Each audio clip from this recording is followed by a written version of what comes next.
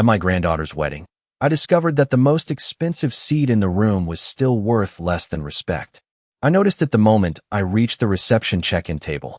The ballroom shimmered with crystal chandeliers and fresh white roses. Soft music drifted through the air. Guests smiled as they collected their name cards and found their tables.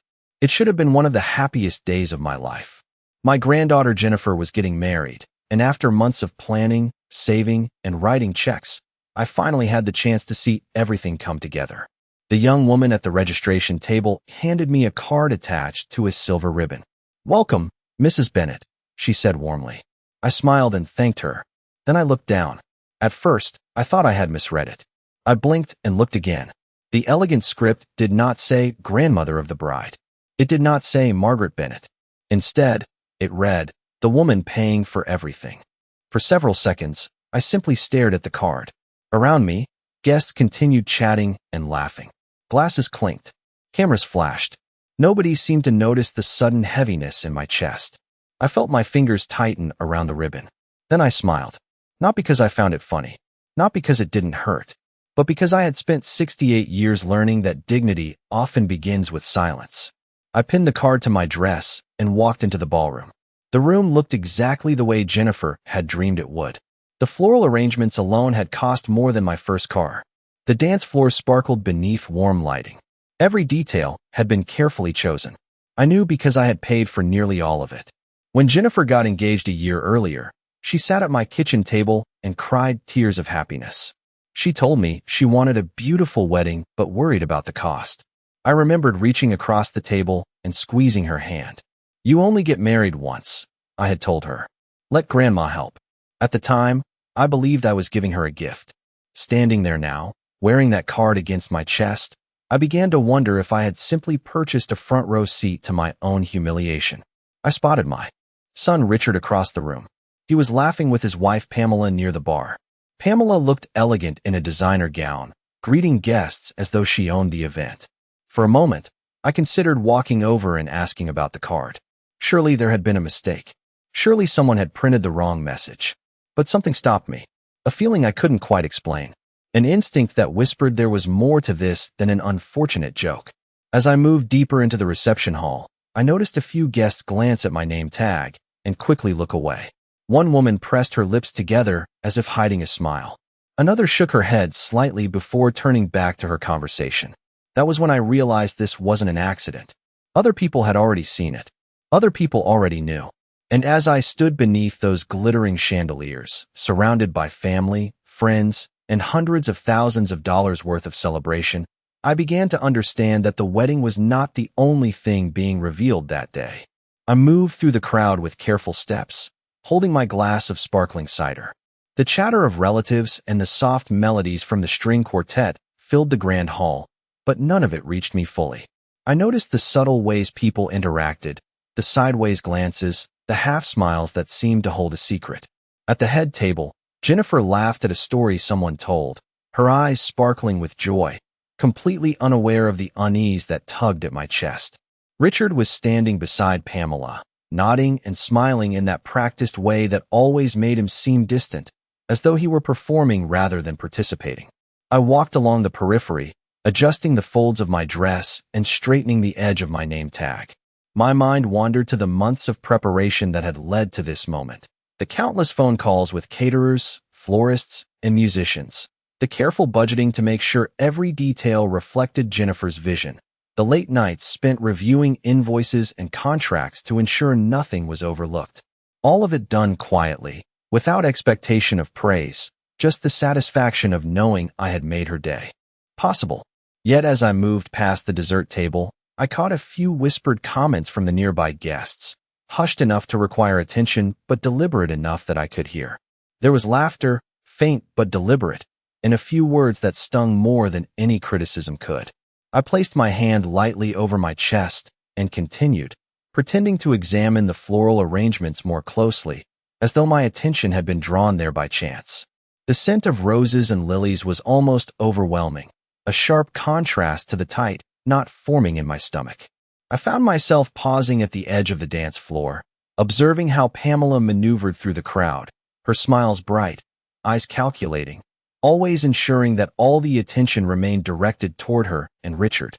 Even when Jennifer stepped away briefly to greet a friend, Pamela was there, positioning herself to be seen as the center of guidance and grace. The patterns I had once dismissed as inconsequential or coincidental suddenly seemed deliberate. Each gesture, each subtle shift in posture or expression carried weight. I noted how a server passed me a tray of hors d'oeuvres without meeting my eyes, and the same server lingered to chat with others, making me feel invisible despite the very real contributions I had made. I sipped my cider slowly, deliberately, feeling its crisp taste mingle with the tension in my throat. The music swelled, and I realized I had been standing in one spot for longer than I intended, studying faces, memorizing movements, cataloging interactions. The room was beautiful, and everyone appeared happy, but the undercurrent of dismissal and unspoken mockery clung to the walls like a shadow. My hands rested gently at my sides, and I reminded myself to breathe steadily. No one had confronted me. No one had said a word. Yet the isolation was palpable. I moved again, weaving through tables with the ease of someone practiced in observation, listening for the moments that revealed truth, the brief glances exchanged that said more than words ever could. I noticed how a few older relatives subtly avoided direct eye contact with me, as though they too were caught between respect and complicity. The lavish decorations and the warm glow of the room offered no comfort. They were only a backdrop to the subtle humiliation layered into every interaction, every comment barely audible, every gesture that implied expectation of gratitude for what should have been freely given love. I reminded myself that silence could be powerful, and so I continued to navigate the hall, taking in every detail, committing each nuance to memory, preparing for the day when understanding would be clear and the weight of this day would be fully realized. I drifted to the edge of the dance floor, where the string quartet played a gentle waltz. Couples twirled beneath the warm chandeliers, their movements synchronized and elegant. I let my gaze wander over the table settings, noting the fine china and crystal glasses that had taken hours to arrange. Every detail was perfect, but the perfection only highlighted the subtle cracks beneath the surface. I watched as Pamela guided Jennifer through introductions, her arm lightly brushing against my granddaughter's back, asserting control over the flow of the evening. Richard laughed at a story that Pamela told, a story I was certain Margaret had not been included in planning. I sipped from my glass and took a slow, steadying breath. The floral centerpieces were magnificent, their fragrance filling the room, yet even the roses seemed to mock the quiet sting that settled in my chest. I noticed a small group of guests leaning closer together, whispering just enough for their words to be carried toward me in fragments. "She paid for everything," one voice said softly, followed by a muted laugh. I adjusted the shawl over my shoulders and continued to circulate, letting the observation of gestures and expressions soak in. I noted how Pamela moved deliberately, positioning herself for photographs, smiling with practiced charm, while I was referred to only as the woman funding the celebration. It was in these small moments, the way a glass lingered in a waiter's hand just a second too long, the fleeting glances exchanged across tables, that I understood the real narrative of the evening. This was not merely a wedding. This was a display of hierarchy, with me at the bottom despite years of devotion, guidance, and contribution. I observed Jennifer laughing with friends, her radiant smile nearly blinding in its sincerity, and felt a pang of sorrow tempered by the calmness I had cultivated over decades. There was no need to react immediately. I did not frown. I did not speak up. I merely cataloged, quietly, with a steady heart. Each whispered comment, each side glance, became a piece of a puzzle that revealed the intentions and biases of those closest to me. The hum of conversation and the soft music contrasted sharply with the undercurrent of exclusion, forming a tension that wrapped around me like a silken cord. I moved toward the buffet, selecting a plate of hors d'oeuvres, noting how the server hesitated before passing it to me, while attending promptly to others. I chewed slowly, deliberately, letting the texture of the food anchor me as I continued to study the room.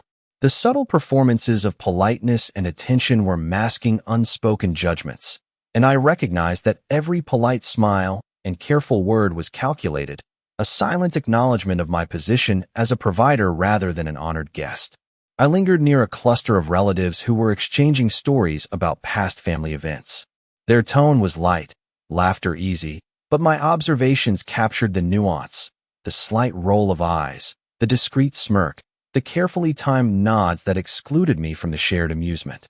Each moment was a revelation, adding clarity to what had been a vague unease since I first saw the name card. My presence was required, my money appreciated, my recognition ignored. And yet, the realization did not bring anger. It brought understanding. I moved slowly along the perimeter of the room, noting the details, the placement of chairs, the direction of cameras, the lighting chosen to highlight certain individuals, each a deliberate decision made without my consultation. And as I surveyed the elegant chaos, I reminded myself that silence held power. Observation could be as commanding as speech, and restraint could carry weight far beyond immediate reaction. I continued to navigate the room with measured steps, every interaction noted, every fleeting expression stored carefully, the sum of it forming a comprehensive understanding of the family dynamics that had unfolded over a lifetime and now fully displayed in the space of a single evening. As the evening continued, I found myself remembering other celebrations, other family gatherings that had seemed harmless at the time. Standing near a towering wedding cake decorated with white sugar flowers, I began connecting memories that I had once dismissed. Years ago, when Jennifer graduated from college, I had quietly paid off the last portion of her student loans. Richard had thanked me with a quick phone call. Pamela had sent a text message with a smiling emoji. At the time, I told myself that gratitude did not need to be elaborate. Then there was the family vacation to Cape Cod 3 summers earlier. I had rented a large beachfront house so everyone could spend a week together. I paid for the accommodations, the meals, even the sightseeing tours. Yet somehow, when photographs were shared online, my name barely appeared. Looking back, I realized I had become accustomed to standing just outside the frame. The realization settled over me slowly, not like a lightning strike, more like a tide creeping across the sand. For years, I had mistaken dependence for affection. Every time there was a financial emergency, my phone would ring. Every time someone needed help with a down payment, tuition bill, medical expense, or unexpected repair, they knew exactly who to call. And every time, I answered. I never kept score. Families were not supposed to keep score. At least that was what I believed. Across the ballroom, Jennifer was posing for another series of photographs. Guests gathered around her, smiling brightly beneath the soft lighting. I watched as Pamela adjusted Jennifer's veil and directed people into position. Then something caught my attention. The photographer was organizing a family portrait. Chairs were moved. Relatives were called forward. Names were announced one by one. I waited patiently near the edge of the room. Surely someone would wave me over. Surely the grandmother who had helped make the wedding possible would be included. Instead, the group continued expanding without me. Cousins joined. Friends joined. Even distant relatives stepped into the frame. I remained standing alone beside a decorative column wrapped in white roses. The photographer counted down. The camera flashed. Then another photograph. And another. No one called my name. No one seemed to notice. For a moment, I considered approaching them myself. But I stayed where I was. Not because I felt embarrassed. Because I wanted to see how long it would take someone to realize I was missing. The answer was longer than I expected. Several minutes passed before an elderly aunt approached me. Her expression carried a mixture of sympathy and discomfort. She glanced at my name tag, then toward the family photographs. "Margaret," she said softly, "I thought you would be up there with them." I smiled politely. "So did I." She hesitated as though she wanted to say more.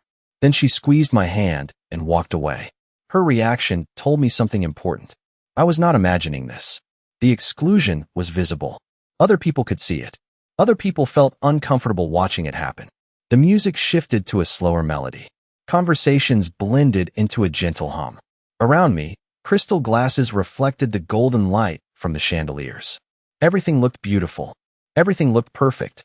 Yet beneath that polished surface, I could finally see a truth that had been hiding in plain sight for years. The wedding was not revealing a new family dynamic. It was exposing one that had existed all along. For the first time, I stopped asking myself whether I was being treated unfairly. Instead, I began asking a different question. How many people already knew exactly where I ranked in this family? The reception was moving into its second half when I decided to step outside for a few minutes. The ballroom had become warm, crowded with conversation and celebration. I slipped through a side door that opened onto a stone terrace overlooking a small garden illuminated by strings of soft white lights. The evening air felt cool against my skin. For the first time all night, I could think clearly. I stood beside a fountain and listened to the gentle sound of water. Inside, the music continued, muffled by the thick glass doors. I was staring at the reflection of the lights dancing across the fountain when I heard a familiar voice behind me. "Margaret." I turned and immediately recognized Martin Reynolds. He looked older than the last time I had seen him, but his posture remained straight and confident. Martin had been my late husband's attorney for nearly 30 years. More importantly, he had been one of his closest friends. "Martin," I said with genuine warmth, "I did not know you would be here." He smiled politely. "Jennifer invited me several months ago." Then his eyes drifted downward toward the name tag attached to my dress. His smile disappeared. For a moment, he said nothing. He simply stared at the card. The silence itself felt meaningful. Finally, he looked back at me. "Who thought this was appropriate?" he asked quietly. I gave a small shrug. Apparently someone thought it was funny. Martin's expression darkened. He had always been a calm man, careful with words and measured in his reactions. Seeing disappointment on his face carried weight. "Your husband would not have found it amusing," he said. Hearing those words caught me off guard. It had been 6 years since Robert passed away, but there were still moments when hearing someone speak about him made the loss feel fresh. I looked down at the fountain. There seemed to be many things happening tonight that he would not have liked. Martin studied me carefully. I could tell he was weighing a decision. Then he glanced toward the ballroom doors to ensure we were alone.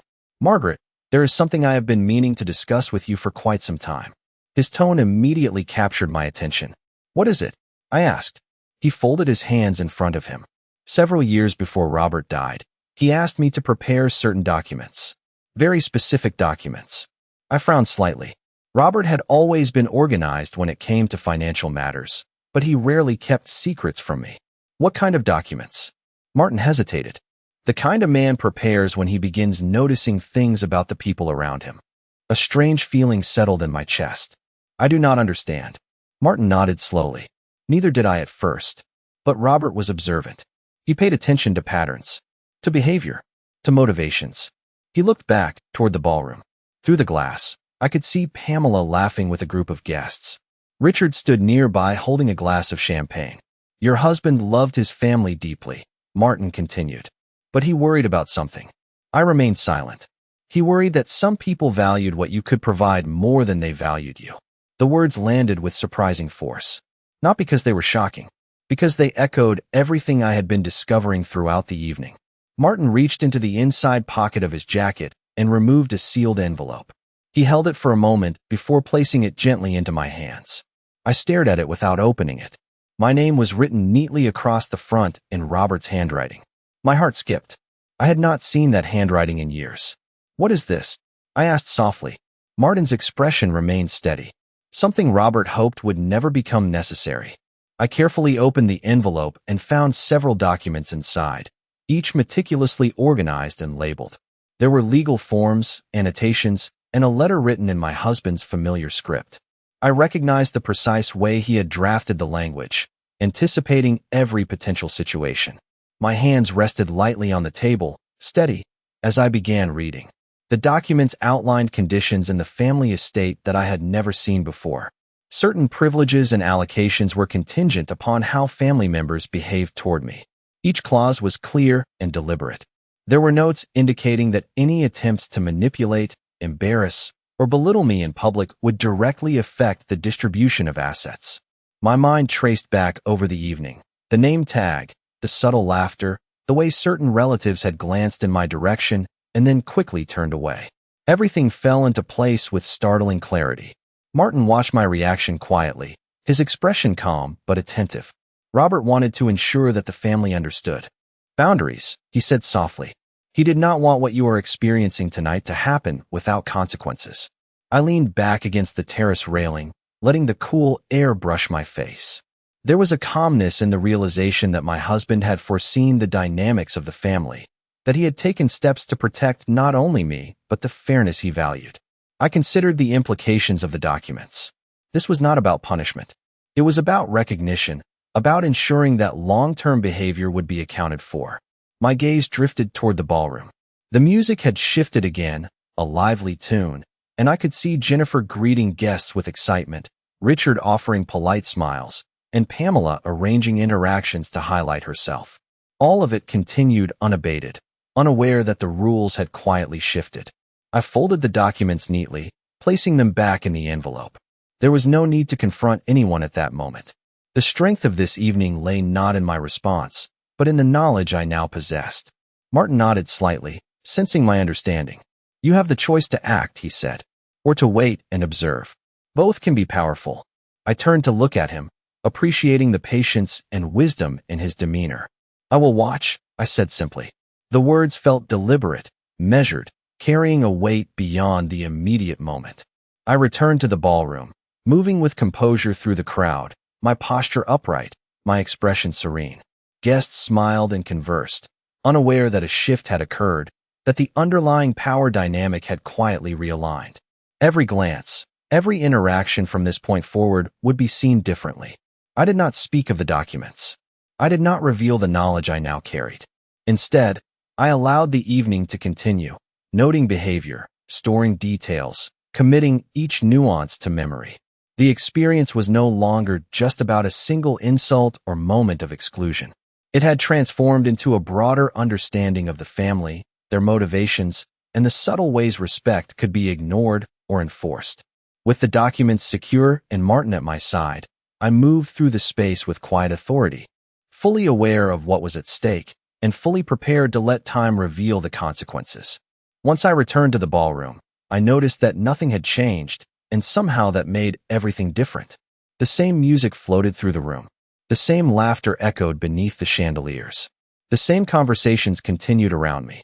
Yet now I could see the evening with complete clarity. I was no longer wondering whether the exclusion was intentional. I was simply observing how far it would go. I made my way to one of the reception tables and sat quietly beside a few distant relatives. They greeted me politely, but their attention quickly shifted elsewhere.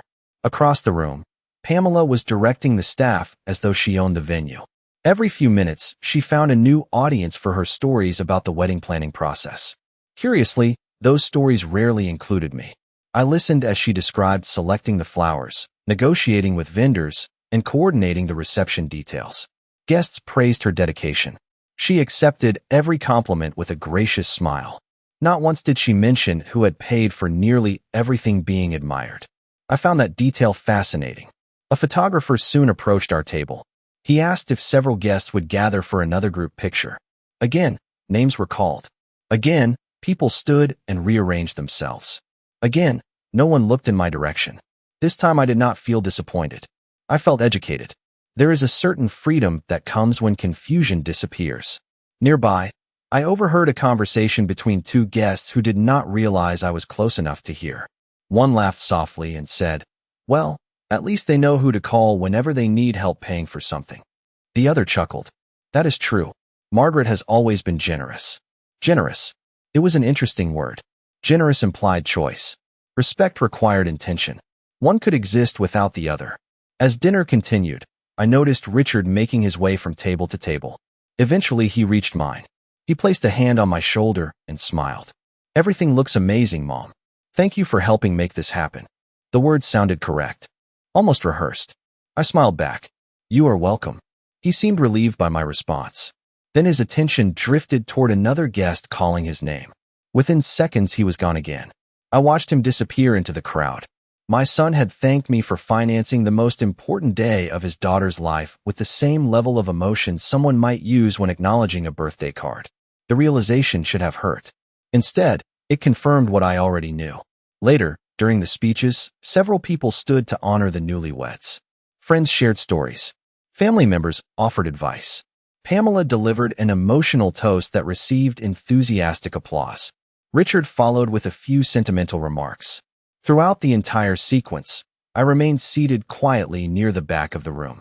No one invited me to speak. No one asked for my thoughts. No one acknowledged my role in making the celebration possible. I noticed Martin watching from across the ballroom. He met my eyes briefly and gave the smallest nod. It was not sympathy. It was understanding. By the end of the evening, I realized something important. The people around me were not hiding who they were anymore. They were showing me exactly who they had been all along. And the more comfortable they became, the more revealing their behavior grew. They believed the evening belonged to them. They believed there would be no consequences. Most importantly, they believed I was still the same woman who would quietly absorb every slight and ask for nothing in return. I allowed them to keep believing that. For now, 3 weeks after the wedding, Martin called and asked if I would be available for a family meeting at his office. His voice revealed nothing, but I already knew why he was calling. During those 3 weeks, life had continued as though nothing unusual had happened. Jennifer and her new husband shared photographs from their honeymoon. Pamela posted glowing messages about family, gratitude, and new beginnings. Richard called me once to ask whether I had enjoyed the reception. The question almost made me smile. I told him it had been memorable. He seemed satisfied with that answer. None of them knew about the envelope. None of them knew about the documents. Most importantly, none of them realized how much I had learned that night. On the morning of the meeting, I arrived at Martin's office 10 minutes early. The building was familiar. Robert and I had visited many times over the years. Walking through those doors brought back memories of tax planning, estate discussions, and long conversations about protecting the family's future. I sat quietly in the conference room and waited. One by one, the others arrived. Richard entered first, looking slightly confused but unconcerned. Pamela followed, carrying an expensive handbag and wearing the confident expression she seemed to reserve for situations she believed she controlled. Jennifer arrived shortly afterward, curious but cheerful. Everyone exchanged polite greetings. Coffee was served. Small talk filled the room. I listened without participating much. It was remarkable how relaxed they appeared. They assumed this was simply another routine legal matter. Eventually, Martin entered carrying a thick folder. The atmosphere shifted immediately. Conversation stopped. Chairs straightened. He greeted everyone politely before taking his seat at the head of the table. "Thank you all for coming," he said. "There are several matters regarding Robert Bennett's estate that require clarification." Richard frowned slightly. "After all these years?" Martin nodded. Some provisions were designed to remain inactive unless specific circumstances made them relevant. I noticed Pamela glance briefly toward Richard. The first crack in her confidence appeared. Martin opened the folder and removed several documents. The sound of paper sliding across the table seemed unusually loud in the quiet room. He began reviewing sections of the estate plan. At first, everything sounded ordinary. Asset summaries, property holdings, investment accounts. Then he reached a section none of them had seen before. His tone remained calm and professional. Robert included behavioral provisions tied to inheritance distributions. The room became completely silent. Jennifer blinked. Richard leaned forward. Pamela crossed her arms. Martin continued. These provisions were created to encourage respect, honesty, and proper treatment of Margaret Bennett. My name seemed to hang in the air. For the first time, all eyes turned toward me. I simply folded my hands in my lap and remained quiet. Martin began reading specific language from the documents. Each sentence sounded measured and precise. Every clause reflected Robert's voice. Every word reflected his concern.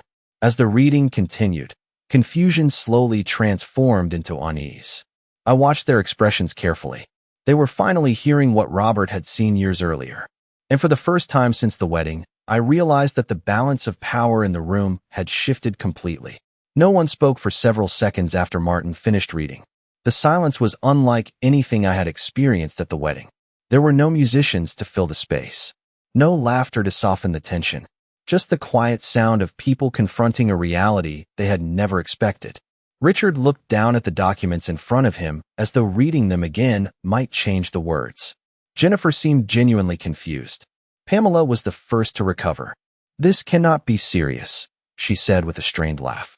"You are telling us that inheritance decisions are based on feelings." Martin remained perfectly calm. "No, they are based on documented patterns of behavior." Pamela's smile faded. Richard finally looked at me. For the first time in a very long while, he seemed uncertain. "Mom, did you know about this?" he asked. I met his eyes. "Not until recently." That answer was true. It was also enough. Martin continued reviewing the provisions. The language was clear. Respect mattered. Intent mattered. Public humiliation mattered. Robert had not created the estate plan to control people. He had created it to reveal them. As the discussion continued, details emerged that none of them had anticipated. Certain distributions would be reduced. Others would be redirected toward charitable foundations Robert had selected years earlier. The more Martin explained, the quieter the room became. What struck me most was not their disappointment. It was their surprise. They genuinely seemed shocked that actions could carry consequences. Jennifer eventually spoke. "Grandma, if I hurt you, I am sorry." Her voice sounded sincere. I appreciated that. I truly did. I smiled gently. "Thank you, sweetheart." Then I left it there. Forgiveness and accountability are not the same thing. Across the table, Pamela said nothing. She stared at the documents with an expression I could not fully read. Perhaps she was angry. Perhaps she was embarrassed. Perhaps she was simply realizing that some opportunities, once lost, do not return. Eventually, the meeting ended. Chairs moved. Papers were gathered. People stood slowly, as though uncertain what to do next. Richard approached me near the doorway. For a moment, he looked like the young boy I had raised rather than the distant man he had become. "I never meant for you to feel unimportant," he said quietly. I studied his face. Then I nodded. I know. The truth was more complicated than either of us wanted to admit. People rarely wake up one morning and decide to disregard someone they love. It happens gradually. One small assumption at a time. One overlooked sacrifice at a time. One moment of convenience at a time. By the time they notice what they have done, the damage is already visible. Outside the office building, the afternoon sun warmed the sidewalk. I stepped into the light and paused for a moment. My phone remained silent. No urgent requests. No financial emergencies. No expectations. Just peace. I thought about the wedding. The name tag. The photographs. The speeches. Weeks earlier, those memories had felt painful. Now they felt useful. They had shown me the truth. And truth, even when uncomfortable, is a gift. As I walked toward my car, I realized something unexpected. I did not feel victorious. I did not feel angry. I felt free. For years I had been valued for what I could provide. Now I could finally choose what I wanted to give. There is a difference. Robert understood that long before I did. He could not protect me forever, but he had left me something even better than money. He had left me clarity. And as I drove away, leaving the meeting behind, I knew one thing with absolute certainty. The last thing I lost that day was the need to earn a place in a family that should have cherished me all along.